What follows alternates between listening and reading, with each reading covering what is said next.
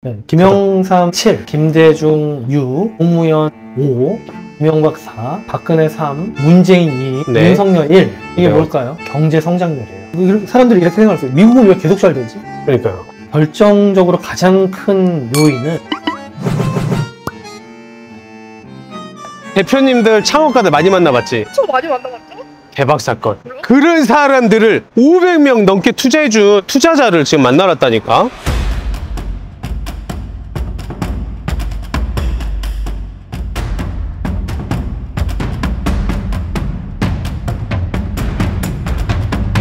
뭐다냐 안 오고. 봐라 내 말했지. 수작 부린다고.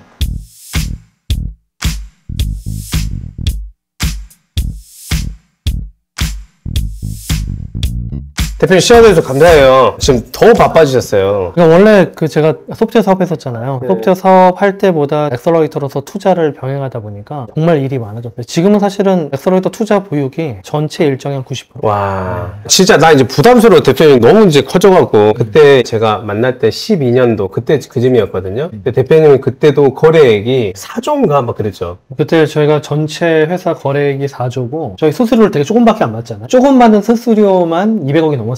그게 그때 정확히 무슨 플랫폼 하신 거죠? 당시 배달 앱이 활성화되기 전에는 프랜차이즈별로 대표 번호도 있고 홈페이지 주문도 있고 프랜차이즈별로 앱이 다 따로 있었는데 그걸 저희가 90% 이상을 운영을 했었죠. 전체 그런 콜센터라든지 마켓쇼에서 거의 뭐 한 90% 이상 하셨었죠. 그렇죠. 그때 뭐 대표 번호 쓰면은 다 저희가 다 처리했어. 2003년부터 쭉 그 사업을 했고 새로운 채널이 생길 때마다 홈페이지 채널이 활성화될 때가 있었어요. 그때는 홈페이지 좀 다 저희가 했었고 또 모바일 채널도 2008년도부터 아이폰 오면서 활성화됐잖아요. 네. 거의 선도적으로 저희가 다 했었죠. 난 너무 웃긴 게 대표님 그때 날 초대를 했다 했는데 한쪽에서는 전화할 때 네 미스터 피자입니다 또 한쪽에서 파파존스입니다 막 그런 거야. 그게 저는 너무 충격받았어요. 다 다르게 전화를 받는 거예요. 맞아요. 실제 그런 파트도 있었고 저희가 또 만든 혁신적인 개념 중에 하나가 콜 블렌딩이라고 그래서 그게 뭐예요? 한 상담사가 한 50개 브랜드를 같이 바뀌게 와. 했었어요. 어떻게 하냐면 화면이 계속 바뀌어요. 미쳤다. 그래서 바뀌면서 그런 생산성을 계속 높이다 보니까 이걸 왜 상담사가 다 받아줘야 돼? 고객이 직접 입력하면 되지라는 개념이 홈페이지 주문, 모바일 주문 그게 발전돼서 배달에까지 간 거죠. 그게 너무 궁금할 것 같아요. 대표님 저희 채널이 창업자, 자영업자 모든 사람 다 보는 예비 창업자도 마찬가지고 그런 인사이트를 주는 돈공부 채널이거든요. 근데 그게 되게 궁금할 것 같아요. 아니 저 사람이 어떻게 카이스트 나와서 왜 콜센터 대표를 만들었고 또 라피드 심지어는 나 대표님은 닭을 튀겼거든. 그 얘기를 진짜 해주세요. 튀겼어. 근데 요즘 창업이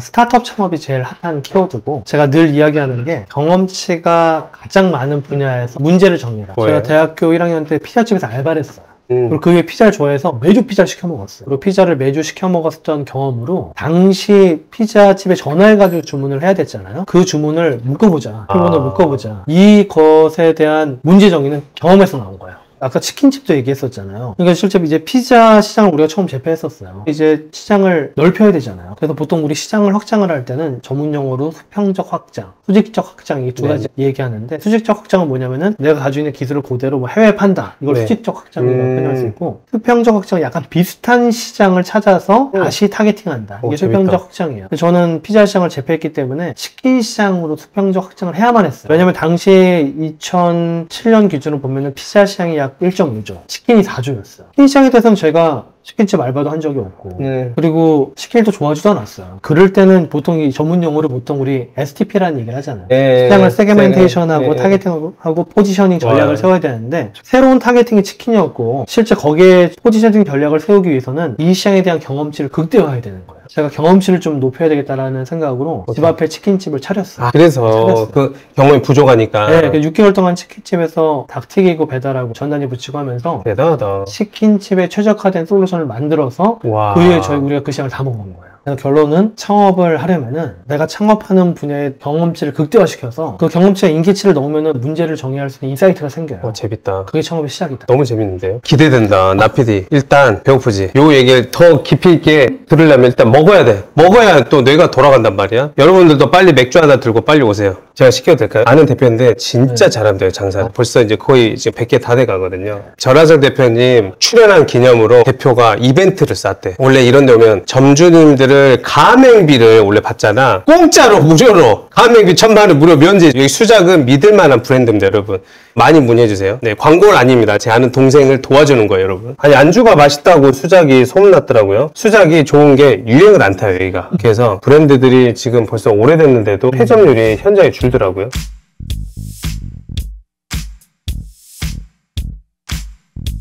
또 이 얘기도 드리고 싶어요. 사실 우리가 혁신 창업을 해야 되는 이유는 한번 해봐라가 아니에요. 우리나라 청년들이 필수적으로 가야 되는 길이라고 저는 생각을 해요. 제가 하나 문제를 내볼게요. 네, 김영삼 대통령 시기에 7, 김대중 6, 노무현 5, 이명박 4, 박근혜 3, 문재인 2, 네. 윤석열 1, 765431.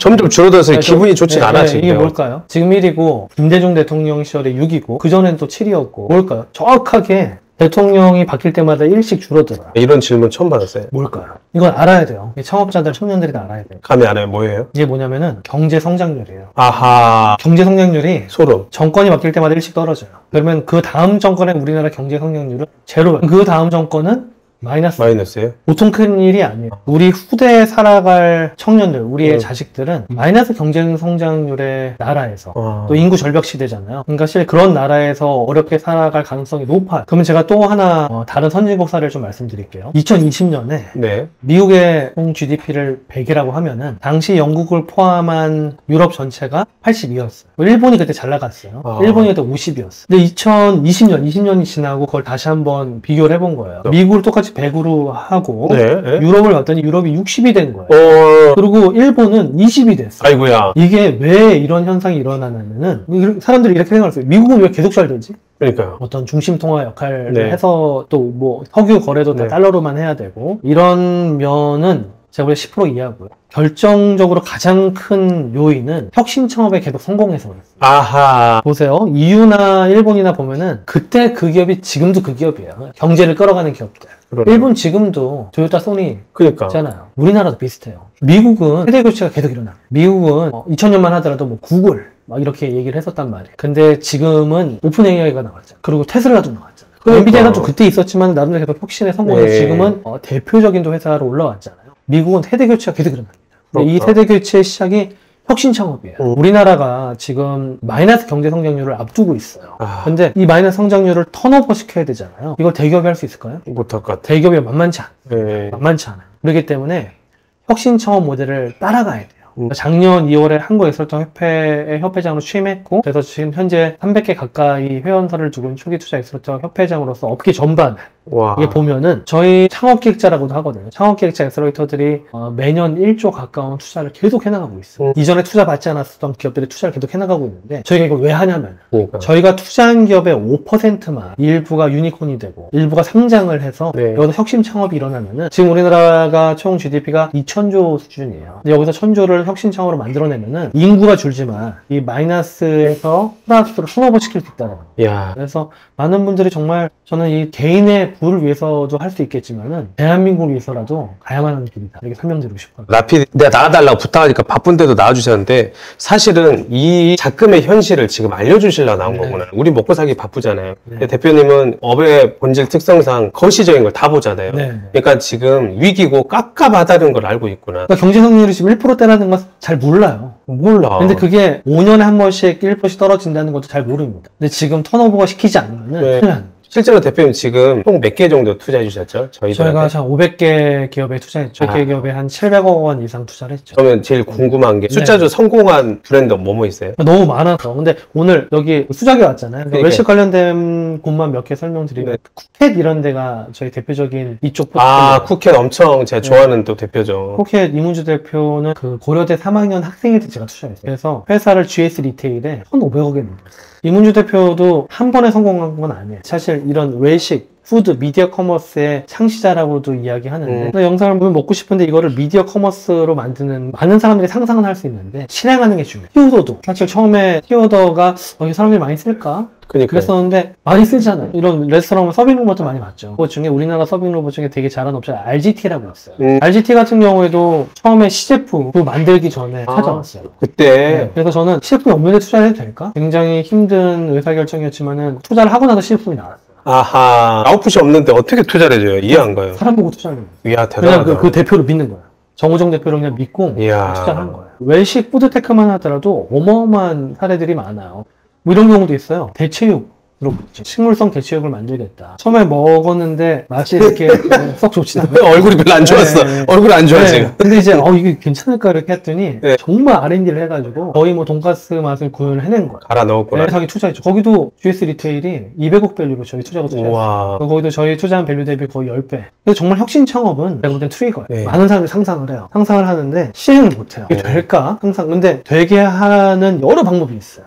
전문가를 찾아다니고 또 자기가 전문가가 되기도 하고 실험을 해보고 그러다 보면 성공한 사례를 저도 너무 많이 봤기 때문에 창업은 진짜 트리거다. 정말 대표님, 제가 책을 보고 리스펙한 부분이 있었고, 옛날부터. 거기서 이순신 울뚫목 이야기 나와요. 그거 인사이트 있어서 너무 재밌어서 네. 그 얘기 좀 해주세요, 대표님. 보통 창업을 할 때 10억이란 돈도 큰 돈이 아니에요. 예를 들어서 내가 10억이 있어서 서울시 전체에 내가 외식업으로 승부를 볼 거야. 예를 들어서. 그러면은 못 봐요. 얼마나 많은 대기업들이 있어요. 그래서 일반적으로 이렇게 생각하시면 됩니다. 어떻게요? 이순신 장군이 명랑해전 때 네. 내기종군을 했잖아요. 갑자기 자본이 12척이야. 근데 시장에서는 300척 이상의 외선과 경쟁을 해야 돼. 전장에서 싸워야 되는 거, 시장에서 경쟁해야 되는 거 비슷해요. 답이 안 나오는데. 그때는 작은 시장을 선택해야 돼. 왜냐면 작은 시장을 선택해야지 내가 가진 자본에서의 경쟁 우위를 만들어내야 돼.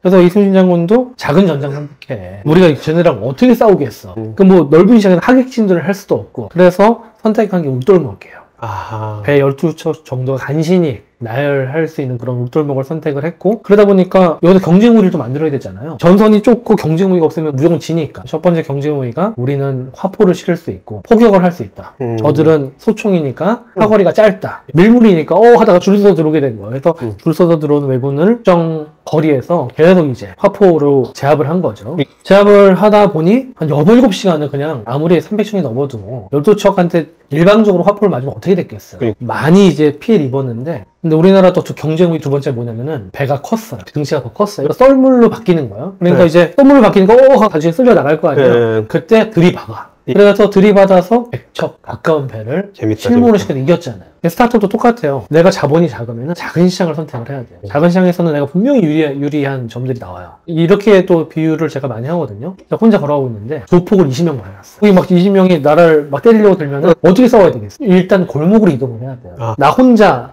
쓸 수 있는 골목. 그래서 좁은 골목이면은 얘네들 줄 서서 들어올 거 아니에요. 내가 1대1 전력이 약해. 그럼 괜히 줄 세웠잖아요. 그죠. 어차피 지는 거. 근데 적어도 1대1 전력은 네. 경쟁을 만들어야 된다. 스타트업이 내가 정의한 첫 번째 작은 시장에서 이기는 전략이에요. 울돌목 전략. 재밌다.